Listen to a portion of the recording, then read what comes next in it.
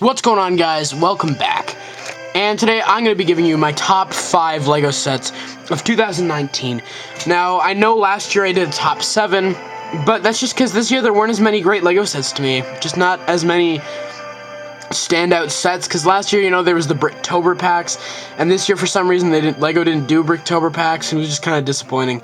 But there were still some pretty great sets, and before we get into my favorite sets, we're going to start off with some honorable mentions. And my first honorable mention is the Molten Man attack, or battle, whatever it is, from Spider-Man Far From Home. This is a set I did not expect to like, but I actually enjoyed quite a bit, and it was just a fun build, a unique build, and some great minifigures in there as well, like the Fireman. I mean, come on, guys. But yeah, it was a really fun set, and I enjoyed making it, so that's why it's coming in at that's why it's an honorable mention, because I didn't expect to like it as much as I did. Another honorable mention is the Harry Potter Advent Calendar of this year, a set that I just really enjoyed opening. I got it for my birthday, and I finally finished opening it on Christmas Eve.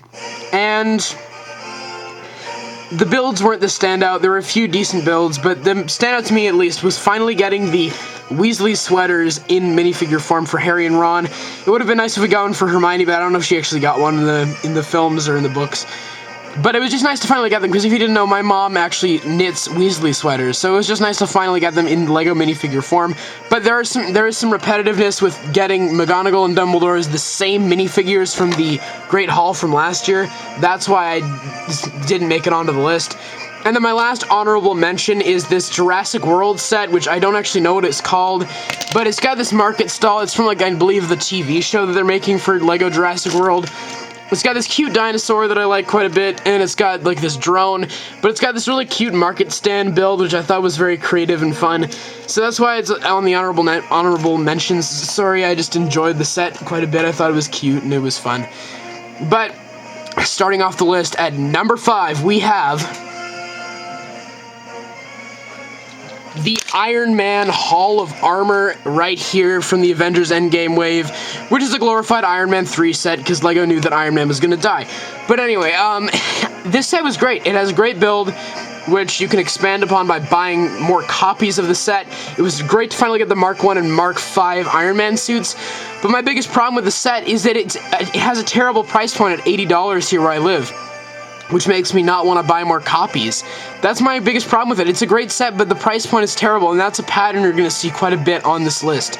So it's a great set, but I can't put it too much higher because the price point is just terrible. So that's why it's at number 5.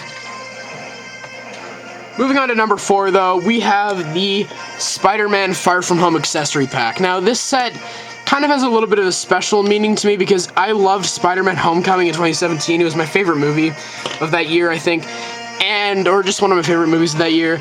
And, these builds are okay, but, finally getting a Dead minifigure meant a lot to me, and I wanted it back in July, and I couldn't get it at the time because it was sold out, but when I finally got it for my birthday, it was just was so special to me. So that's why it's made it on the list. It has a decent price point. I think it's a little overpriced, but it's a cute set, and I like it a lot. It has some great minifigures in there. I like it a lot more than I think a lot of other people do. But moving on to number 3, we have... Oh, it kind of fell apart a little bit there. I have the Harry Potter Expecto Patronum set from the Summer Harry Potter line. I just really liked this set. I thought it was pretty cute. The price point is a little steep at $25. I would have bumped it down by $5 or $10. But it's a cute build. I like the trees. They're fun and creative. Nice to finally get Harry's Patronus and getting Sirius, which has a great facial expression for Quentin Beck from Far From Home. And a nice variant of Harry and getting some Dementors. So it's just a cute set, but I think it's a little bit overpriced. Then, moving on to number 2, I have the Harry Potter Graveyard Duel, which we finally got after, I don't know how long it's been, 14 years or so, or 13 years, I don't know. But it's just nice to finally get it again, with some great minifigures such as Wormtail, Baby Voldemort, the Death Eater, Harry, and just a great build overall that is unique and fun and creative, and it's kind of dark, honestly.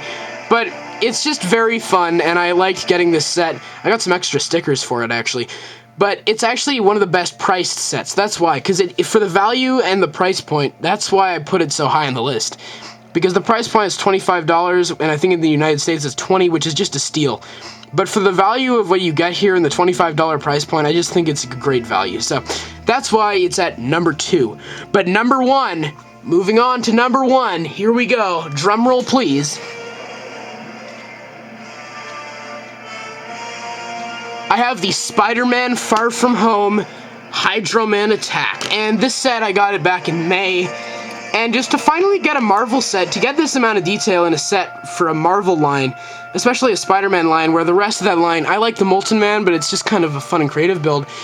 This one's just beautiful. It's a beautiful Venice bridge with some great minifigures that you get in it, like MJ and Peter and Mysterio, even though you get him in all the sets, but he's still a great minifigure, and just, I don't like this side as much, but just being able to put all this in here, the $50 price point's a little bit much, but I don't think it's actually too much to ask for, because the amount of great pieces you get in this, just the amount of detail and builds crammed into this smallish set, just blew me away, and it's just a really special set to me, to be able to have this much detail in a Marvel set. It shows me that you can still have great sets for a line like Marvel that is known for having bad sets. You can still have a beautiful build for a Marvel set, and that's what this set proved to me. That's why it's my number 1. But please let me know all your thoughts in the comments below. What are your top 5 LEGO sets of 2019? Whatever your thoughts are, please let me know them all in the comments below. And as always, I hope you guys have a great day. Take care.